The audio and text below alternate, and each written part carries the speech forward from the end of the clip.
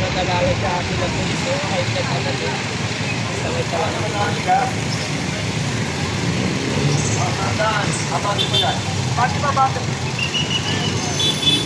lang.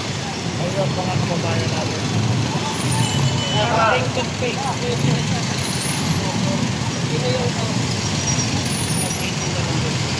Mababait dito yung mga polis na interview natin. Na-interview sila. Kababayan natin ang kaganapan dito sa Ayan, pinapatras yung e-try ko. Matigas yung ulo, pumasok eh. Akala niya makakapasok siya. Hindi siya pwedeng pumasok dyan. Kasi minsan ginagawa nilang tambayan yan dyan. Kagaya niya, nagko-cause ng traffic, di ba? mas malinis o mas maluwag. Thank you po. Hi ma'am, ano po yung, ma'am pwede pong ano po yung masasabi niyo sa recto ngayon? Yes, anong dati? Kasi nung dati sobrang traffic. Yung mga paninda nila eh. Ngayon, medyo maayos na po. Ano po yung mensahe niyo sa kay Yorme? Kung sakaling nanonood siya sa vlog natin ngayon. Maraming salamat ka. Ayun. Maraming salamat sa iyo, Mayor, dahil lumawak ang daanan ng Divisory. Ayun. Saludo ako sa iyo. Thank you, sir. Thank you po, ma'am. Hi, ma'am. Ano po yung masasabi niyo na lumuwag na yung diba? Experience sa Divisoria na Ganda na, inaasal. Ayun. Mas okay po ngayon. Mas okay kasi noon nagkalat ang vendors. Diba? Hindi katulad ngayon, disiplinado na naman sila. Tama lang yung ginawa, pumalit si Mayorme. At least lahat kayo nabibilan. Bakit yung dati ano ba yun? Mayor, dahil gusto namin malinis. Yung araw, elementary pa yung mga anak ko dito ako nagtitinda. Talagang grabe, inaapakan ko puro paninda. Puro basura. 4 na araw na pong umupo ang ating mayor. Ano pong masasabi nyo? Ano pong mga nakikita mong mga pagbabago? Malaki ang pagbabago. Kasi napakasarap lumakad ng malinis, di ba? Hindi ka matatapilok, hindi ka madudulas. Grabe noon, talaga ilang taon ngayon tapos sa mga anak ko. May message ka ba kay Yorme? Napanood ka niya ngayon. Mayor, dagdagan mo yung pension ng senior. Ayun, isa din yan sa mga Ang concern. wish namin kasi lumagpas na yung month na dapat ibigay kasi nga uupo pa siya. Magkano po ba yung natanggap niyo nung nakarang administrasyon? 3,000 pero late na ngayon. Late na. Bebe, kay Yorme ba yan? Kasi di ba Pare Yorme, ayos. manunumpa siya? Pare, saludo ako sa iyo. Manunumpa pa siya. Saludo ako sa iyo sa pamamahan Pero mo. wish Kaya namin Duterte tayo. Nasaan mo yung senior? Talagang wala na kami panggastos. Na-miss niyo po ba yung cake at saka insure? Oo, talagang nasubaybayan ko lahat ng mga unang-unang upo pa lang ni Isko, kaya lang tumakbo siyang presidente Nagasan po kayo, nanay? sa Valenzuela. Pero taga rito ako. Dito ka botante? Oo, sa Epifanio de los Santos. Hindi kami nagpapalit. Salamat po. Ingat po. Mayor! Natutuwa kami kasi nanalo ka. Alam mo ba, kasama ako dun sa nung nagsalita siya. Kasama niya yung mga si Kabaka, si Chi, at Jensa, lahat ng grupo nila. Kasama ako. Kami mag-asawa. Thank you. Mamimili po kayo. Ano po masasabi niyo kay Yorme? Napakagaling at mayroon siyang will na gawin ang tama. Dito dati, mamalimutan dito. Ang hirap lang nakalaan. Ang ibig sabihin dyan, leadership lang yan. At gustong gawin ng mayor, ng presidente, kung sino man leader ng ating bansa, magagawa niya kung gusto niyang gawin. At mayroon siyang guts, mayroon siyang tapang. At ito nga, mayroon siyang marasakit sa taong bayan. Okay?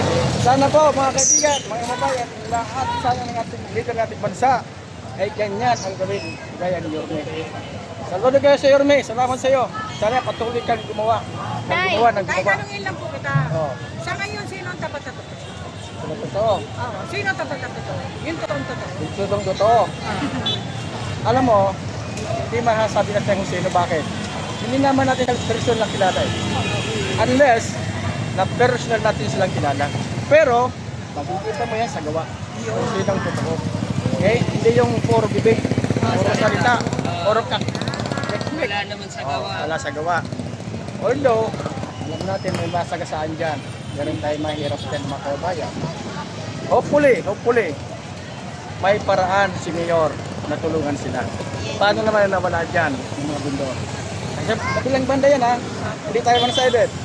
Meaning, kung may long-term vision ng isang mayor, itong araw pa dapat mayroon ng solusyon. May paraan na. Okay? So hopefully Mayor, nagulog ako sa iyo. At sana dumami kayo na katulad niya, no?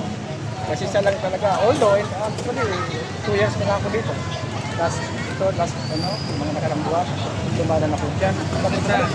Manila ba to? Hindi, Manila nga ito. Actually ngayon, mukhang hindi sa Divisoria eh. Di ba? Masikip. Divisoria. Kasi organized. Diba? Sa lahat ng bayan, lahat ng ating ganito. Pero ulitin ko, paano yung mga tao rin na nawalan ng trabaho, nawalan ng hanap buhay? Sana may paraan siya. Nagawa niya ng paraan. Okay? Parang doon sa may overpass, meron doon last year nakita ko Lindor. Hindi, yung Lindor. Di ba naman ito? Yung Negro, doon na nyo. 1 year na yun. Ay, namamalimos. Ngayon, ano pa siya? Dati last year, malakas pa. Mas maayos. Ngayon, mamatay Mahina na lang na. siguro. Ano ba yan? Kaninang responsibilidad, DSWD ba yan? Antay na lang ba nila mamatay yun para wala nang gastos? Sorry ah. Kasi dapat yan, gawan din ng paraan. Nasaan po siya ngayon, Tay? Almost 2 years ko na nakikita yon dito ha. Almost 2 years na yan. Sinin ko na nga yan sa isang senador eh. Joe. Pero after na wala. Hopefully, with this with leadership of Mayor Yormi, yung mga bagay na magawa ng traffic. Hindi tayo one-sided ha. Lahat nga natin. Huwag tayong pakyut lang. Kailangan rin lahat ng anggulo ng ating kumbaga sa bahay eh. Lahat ng anggulo ng bahay, alamin mo. Baka may nabubulok doon sa kabila, please you know, no? So, yun lang po. At hindi mahaba na. Inulit ko, Mayor, sana manganak kayo. Hindi kayo sa bahay. Joke lang. Sana dumami siya. Awasanan Para ko lang. muna ng bansa natin at maging maayos. Thank you. Sabi nga niya, God first. Tama yun. Okay, salamat. Kung solid na Ispunyan vlogger yan. Mula noon hanggang ngayon. Kamusta na Kuya Peng? Pa rin. Okay lang. Kuwing pa rin. Pero yun nga, nakakagulat yung mga siniwalat ni Mayor. No? Oo nga eh. So, ayun, abangan na lang ulit natin yung mga update ni Yorme. Nashock ka ba? Ha? Munti ka nang nahulog o nahulog ka na nga. Oo nga eh. Makakalain na gano'n yung mangyayari. Ganun Diba? kalala, ano? Yung parang pinili ni Yorme yung kalagayan ng Manila. Dun sa alam niyang akala niya na aalagaan ng mabuti yung Manila tapos gano'n yung mangyayari. Grabe yung mga utang. Correct. So yun, abangan na lang natin ulit yung mga update ni Yorme. Yes. Gabi-gabi. Parang naiyak pa si Kuya Peng eh. Baka mapaiyak kita ha. Ang dami ko nang napaiyak. Mamaya kakain na rin mo kayo kung saan-saan ha. Thank you Kuya Peng. Alam niya eh, no? Yung mga tuktok, pinapadiretso na nila. Hanggang dun sa dulo. Tara, nagparo pa tayo. Oh, so...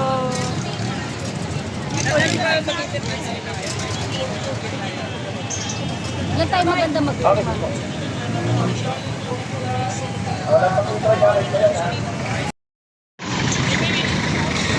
Hi ma'am, ano po yung masasabi nyo dito sa Recta Divisoria ngayon? Okay, maganda. Maluwag. Ayun, thank you. Ma'am, ano po yung masasabi nyo ngayon sa Recta Divisoria?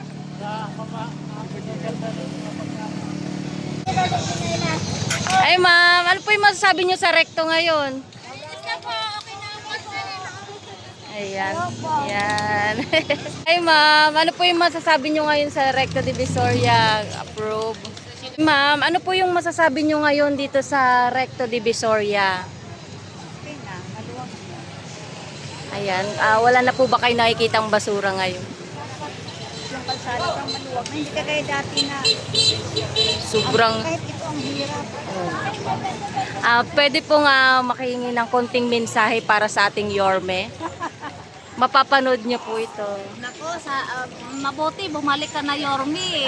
Kasi kada palengke namin noon, ang pangit talaga, mabaho. Tapos hindi ka makadaan. Ngayon, solid na solid. First time ko makapunta dito. Ay, first time ko ngayon makapunta ngayon pag... Na ganito, naupo nakaupo siya. Super linis na talaga, kaya bawa ko sa Yormi. Thank you po, ate. Thank you po, ma'am. Hello po. Ano po yung masasabi nyo ngayon sa Recto Divisoria? Kapit ka o ngayon? Ano yung masasabi mo ngayon kumpara dati? Ngayon po okay na po, medyo lumuwag na po yung kalsada. Medyo talagang lumuwag. Lumuwag talaga. Kasi dati masakit yung daanan, masakit tapos yung sakyan. Ang sarap magbasa ng mga Sige gumit na na nga. positive. Ano, mensahe po sa ating Yorme. Mapapanood nyo to. Good job. Ayun, thank you. Ayan, mapapanood nyo to sa YouTube. Hello po, sir. Magandang gabi po. Ano po yung masasabi nyo ngayon sa Recto Divisoria? Ayan, hindi na lang natin pakita yung muka. Ano po yung masasabi nyo ngayon sa Recto Divisoria? Oo, harating ko lang eh. Kumpara po dati. Compare naman before. Crowded, tsaka talagang hirap na mataas. Sa ngayon po, ano po yung nakikita nyo development? Convenient. Ang bilis namin nakarating eh. Mensahe na lang po kay Yorme. Makakarating po. Thank you sa gobyernong laging gising. Salamat sa malasakit na sinisimulan niya. Talagang ramdam na ramdam yung Kay gobyerno. gobyerno. Ayan. Thank you po. Hindi lang dito. Oo, Kasi dun sa barangay namin. Pusa sila nagwawalis ngayon eh, no? Yung mga drainage.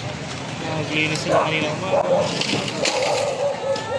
Talaga naman.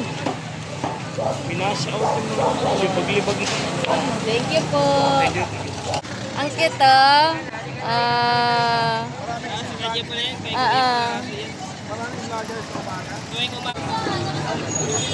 Hi ma'am, ano po yung masasabi nyo ngayon sa Recto Divisoria? Okay naman po, malinis na yung daan. Ayan, mensahe po kay Yorme. Iya si ate, sige.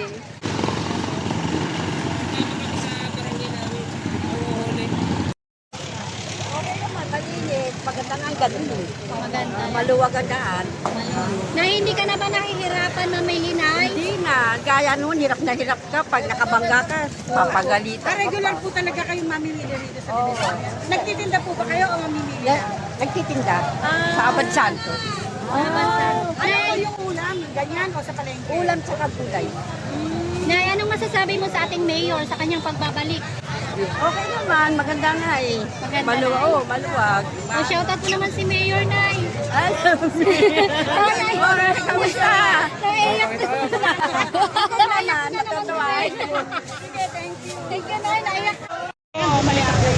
Mas malinis o mas maluwag? Thank you po. Hi ma'am, ano po yung, ma'am pwede pong ano po yung masasabi nyo sa Recto ngayon? Yes, Ayan. anong dati. Kasi nung dati sobrang traffic. Yung mga paninda nila eh. Ngayon, medyo maayos na. Ano po yung mensahe nyo sa kay Yorme? Kung sakaling nanonood siya sa vlog natin ngayon. Maraming salamat ka. Ayun. Maraming salamat sa iyo, Mayor, dahil lumawak ang daanan ng Divisoria. Ayun. Saludo sa iyo. Inapakan ko po. Puro paninda. Puro basura. 4 na araw na pong umupo ang ating mayor. Ano pong masasabi nyo? Ano pong mga nakikita mong mga pagbabago? Malaki ang pagbabago. Kasi napakasarap lumakad ng malinis, di ba? Hindi ka matatapilok, hindi ka madudulas. Grabe noon, talaga ilang taon ngayon, tapos na mga anak ko. May message. Ayos! Pare, saludo ako sa'yo!